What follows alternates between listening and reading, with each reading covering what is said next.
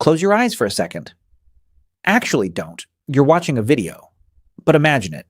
Imagine standing on a hillside somewhere in East Africa, 100,000 years ago. You are anatomically modern. Your brain is the same size as yours right now. Your eyes work the same way.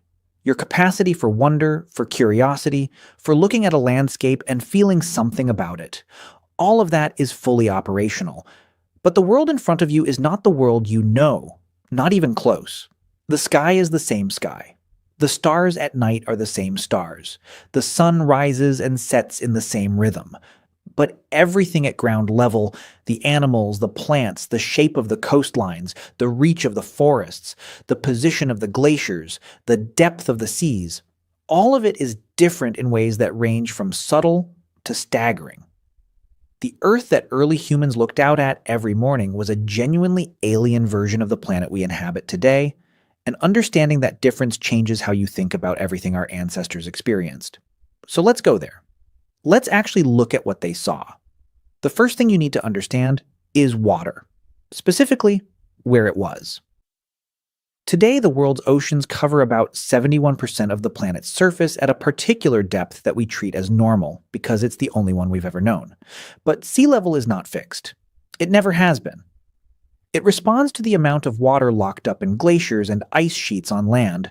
When ice builds up, sea levels drop because water is being removed from the oceans and stored on land as frozen mass. When ice melts, sea levels rise as that water returns. This cycle has been running for millions of years, and the specific moment we happen to exist in is not representative of the average. During the last glacial maximum, the peak of the last ice age, around 20,000 years ago, sea levels were roughly 120 meters lower than they are today. 120 meters. That's not a rounding error. That's a number that rewrites the map of the world so completely that someone looking at both versions side by side would struggle to believe they were the same planet. At 120 meters lower sea level, enormous areas of what are today ocean floor were dry land. Productive, habitable, populated dry land. The North Sea between Britain and continental Europe didn't exist. Britain was not an island. You could walk from London to Amsterdam across a vast plain that archaeologists now call Doggerland, a low-lying landscape of rivers, wetlands, and forests that was home to human populations for thousands of years before it was swallowed by rising seas around 6,000 to 8,000 years ago. Occasional finds of mammoth bones and Mesolithic tools dredged up by fishing nets from the bottom of the North Sea are its ghost. Evidence of a world that existed and was lost not to catastrophe, but to the slow, inexorable rise of water. Similar stories play out everywhere you look. The Persian Gulf was largely dry land, a river valley cutting through exposed continental shelf where people lived and hunted for tens of thousands of years. The Bering Land Bridge, Beringia, connected Siberia to Alaska, and it wasn't a narrow strip of land, but a subcontinental landmass hundreds of kilometers wide, supporting its own distinct ecosystem of woolly mammoths, bison, and cave lions. This is the highway that humans almost certainly used to first enter the Americas, and it's now under the Bering Sea with no surface trace of the people who crossed it. The islands of Southeast Asia were not the scattered archipelago they are today. Sumatra, Java, and Borneo were all connected to mainland Asia in a single giant peninsula that geologists call Sundaland, a tropical landmass larger than India that has since been drowned entirely by rising seas. Australia and New Guinea were joined into a single continent, which researchers call Sahul. The crossing from Sundaland to Sahul was the first time in the history of life that a large-brained mammal deliberately crossed open ocean in significant numbers. The ancestors of today's Aboriginal Australians making a sea crossing of at least 70 to 90 kilometers, probably more, around 65,000 years ago. That crossing required watercraft and navigational intent, which means the people who did it could look out at open water and understand, in some meaningful way, that there was something on the other side worth reaching. That is a remarkable cognitive fact about people we sometimes still imagine as primitive or reactive. They were neither. They were sailors. The Mediterranean was smaller and saltier with different coastline configurations along its southern margins. The Red Sea was narrower in several places. Ireland and Britain were both connected to continental Europe. Ceylon, Sri Lanka, was connected to India by a broad land bridge. Taiwan was connected to mainland China. The world's coastlines, which we treat as fixed and essentially permanent features of the map, were not fixed at all. They were moving targets, shifting over human-scale timescales as ice ages came and went, drowning familiar territories and exposing new ones in a geological rhythm that early humans experienced not as science, but as the lived reality of their world changing within a human lifetime. Here is the part that deserves to sit with you for a moment. Entire human populations lived on these now drowned landscapes. They built their lives there, raised their children there, developed their knowledge of local plants and animals and water sources, and understood their world in terms of specific places that no longer exist above water. The stories they told about those places, the names they had for specific hills and rivers and hunting grounds, all of it was transmitted generation after generation as the water rose until the places the stories described were beneath the waves and the stories became, to later generations, something that sounded like myth. There are researchers who think that some of humanity's most persistent flood myths, the biblical flood, the Mesopotamian flood story of Utnapishtim, the flood narratives in Hindu tradition, the Aboriginal Australian stories of the sea rising to drown the coastal lands, are not pure invention. They are distorted but genuine cultural memories of real events. The drowning of real coastlines where real people lived, passed down in story form across dozens of generations until the specific geography was lost, but the emotional truth of a world swallowed by water remained. Whether or not you find that compelling, the underlying reality is not in dispute. The floods happened. The lands went under. People had to move. Whether the memory of those specific inundations survived across thousands of years of oral transmission is genuinely one of the most interesting open questions in the archaeology of human memory. Now let's look up. The night sky over a Paleolithic campsite was something that no person alive today, in any city on Earth, has ever seen with their own eyes. Not because the sky itself was different, the stars were where they were, but because the darkness was absolute in a way that modern humans have essentially no reference for. Light pollution is so pervasive in the contemporary world that roughly a third of humanity cannot see the Milky Way from where they live. The orange glow of cities on the horizon is visible from hundreds of kilometers away. True, complete, unpolluted darkness, the kind where your eyes fully adapt and the sky becomes a three-dimensional thing, layered with depth, crowded with stars in numbers that seem impossible, is something most modern humans have never experienced, and, living where they live, never will. Ancient humans experienced it every night of their lives. It was not a special occasion or a camping trip. It was Tuesday. The Milky Way would have been a dominant feature of the sky. Not a faint smudge on a good night, but a blazing, textured band of light complex enough to see real structure within. Dark lanes and bright clusters visible to the naked eye. The galactic disk pressing down on you overhead with its sheer number of visible stars. Individual planets were among the brightest objects in the sky and moved in ways visibly different from the fixed stars, making them obvious and notable to any regular observer. Meteor showers, comets, auroras at higher latitudes, all visible in a clarity and intensity that modern humans rarely encounter even in supposedly dark rural areas far from cities.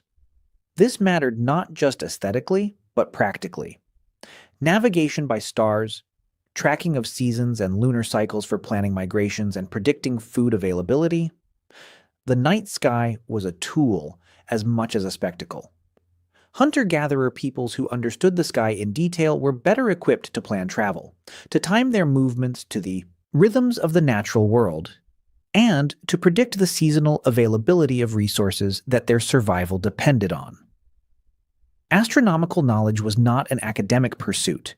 It was survival infrastructure. The Pleiades star cluster appears in the mythological and navigational traditions of cultures from Australia to North America to Africa to Europe, almost always associated with the same seasonal events: planting, harvest, the movement of fish runs, the beginning of rains. This near-universal cultural significance is not coincidence. It reflects the fact that these 7 bright stars, rising and setting at specific times of year with a precision you can rely on, served as a natural calendar visible to anyone who looked up on a clear night. Which our ancestors did every night. With eyes adapted to darkness, we have largely engineered out of existence and minds primed to find patterns in what they observed. Now let's talk about the animals. The world that early modern humans inhabited was full of large animals in a way that the modern world simply is not, and the difference in scale is almost impossible to overstate. The term is megafauna, animals above roughly 44 kilograms, and in the Pleistocene, megafauna were abundant, diverse, and present on every continent in numbers and varieties that dwarf anything alive today. In Africa, where Homo sapiens evolved, the megafauna were most extensive because African animals had the longest coexistence with our lineage and had the most time to develop behavioral responses to human hunting. Even so, the Africa of 100,000 years ago was significantly richer in large animal diversity than the Africa of today. Multiple species of elephant, multiple species of rhinoceros, giant buffalo with horns spanning 2 meters, enormous predators including species of big cat now entirely extinct. The diversity was staggering even on the continent where it survived longest. In Europe and Asia, the picture was more dramatic still. Woolly mammoths, full-sized adults standing up to 3.5 meters tall at the shoulder, with tusks up to 4 meters long, weighing 6 tons or more. Woolly rhinoceroses built for cold environments. Cave lions, larger than any modern lion, hunting in the same landscape as human groups. Cave hyenas, significantly bigger than spotted hyenas today, competing directly with humans for carcasses. Giant deer, the megaloceros, with antler spans of 3.7 meters, wider than a modern car is long, who somehow navigated forested terrain with that extraordinary architecture on their heads, which remains one of the more puzzling engineering choices in the fossil record. Cave bears, enormous animals that shared the cave systems humans also used for shelter, making unoccupied caves a resource worth fighting over. Straight-tusked elephants, forest-dwelling giants even larger than woolly mammoths. Aurochs, the massive wild cattle ancestral to every domestic breed alive today, standing nearly 2 meters tall at the shoulder with a temperament that matched their size exactly. When early Homo sapiens moved into Europe around 45,000 years ago, they walked into this, a landscape defined by animals that no modern human has ever shared a continent with. The scale and density of large animal life would have been overwhelming by any modern standard. Herds of mammoths visible across open tundra, packs of cave hyenas and lions competing for the same carcasses humans wanted, giant deer browsing at the forest edge in the evening light. The paintings on the walls of Lascaux and Chauvet and Altamira are not imagination or artistic license. They are portraits from life, made by people who watched these animals constantly and knew their shapes and movements with the intimacy that comes from sharing a world with something that is simultaneously food and predator. In the Americas, when humans arrived around 15,000 years ago or possibly earlier, they found megafauna so abundant it makes modern Africa look restrained. Woolly mammoths and mastodons, giant ground sloths the size of small elephants, slow-moving but so large that few predators could reliably take an adult. Glyptodonts, armored animals the size of small cars, essentially giant armadillos with spiked tails used as weapons. Short-faced bears with longer legs and a faster running speed than any modern bear, which is a sentence worth reading twice. American lions and American cheetahs. Dire wolves in large coordinated packs. Horses, camels, and tapirs, all native to the Americas before their extinction. Saber-toothed cats with canine teeth up to 28 centimeters long. All of this was gone within a few thousand years of sustained human presence in each region. The megafauna extinction remains debated. Climate change, human hunting, or some lethal combination? But the timing is consistent enough across continents that it's difficult to fully exonerate our species. Wherever humans arrived in numbers, The large animals disappeared on a geological timescale that amounts to almost immediately.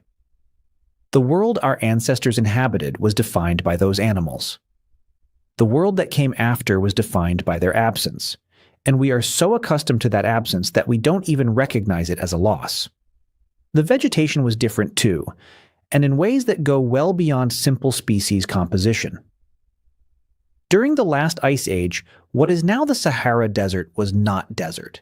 It was a landscape of grasslands, lakes, and rivers. The Green Sahara, a period roughly 11,000 to 5,000 years ago, when a shift in the African monsoon system brought dramatically more rainfall to North Africa and transformed one of the world's great deserts into a habitable savanna populated by hippos, crocodiles, elephants, cattle herders, and fishing communities living beside lakes that no longer exist.